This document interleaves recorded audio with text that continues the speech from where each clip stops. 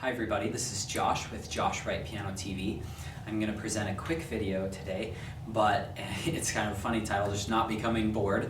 But this video is really useful in the sense that I've adopted many different techniques throughout the years of my practice, which I don't know how many hours I've practiced, but everyone talks about that 10,000 hour rule. I'm positive I'm beyond 10,000 hours. And so that's a lot of time at the piano, okay? So I've had to adopt different methods to get me through all those practice sessions with a sharp mind and to not lose my focus and become bored. What are some of those things I do? First thing I want to stress is don't spend too much time on one thing. Just like someone saying, okay, go read that textbook, 50 pages. Unless you're just totally fascinated with it, it can be really boring. But if the teacher says, read 10 pages of your textbook tonight and then go do this experiment, it's a much more interesting assignment.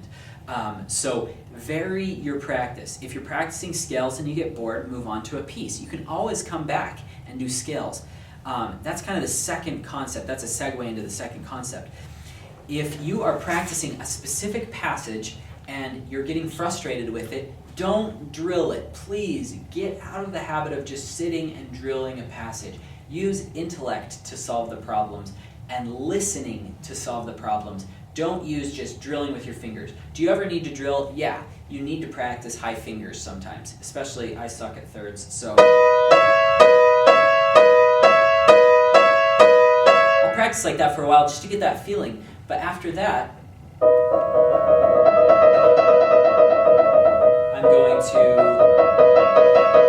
think about the shape and try to come up with creative, imaginative ways. And I might try different fingerings, which I actually like better.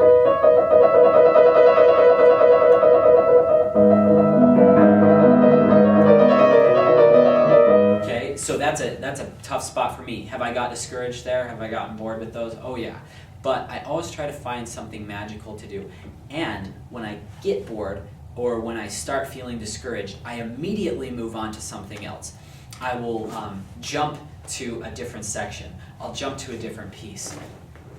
The last thing that I want you to do is kind of take a self-inventory when you are doing your practice sessions.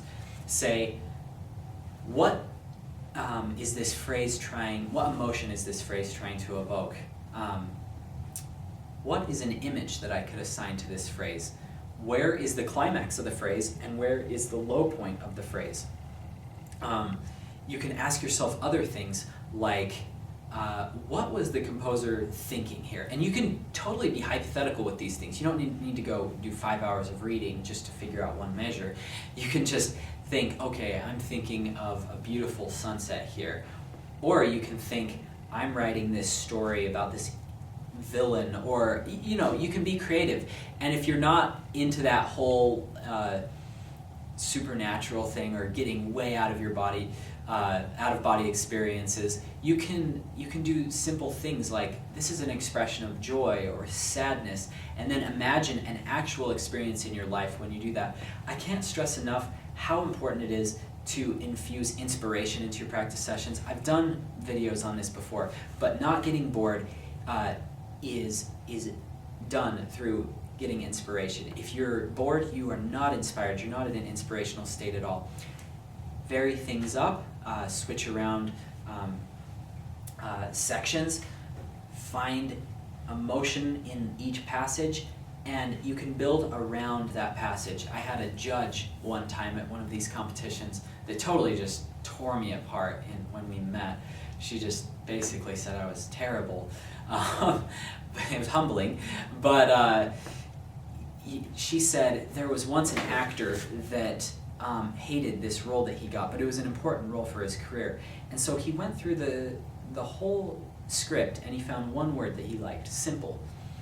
He loved that word, and he experimented, how do I infuse simple with inflections, and how do I get the most out of this word? And then he built everything around that one word. That was his central point, and then he built around it.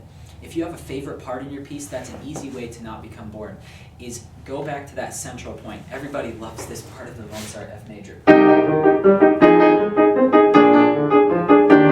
Okay, if that's your favorite part of the piece, how does this relate to it? How does this relate to it?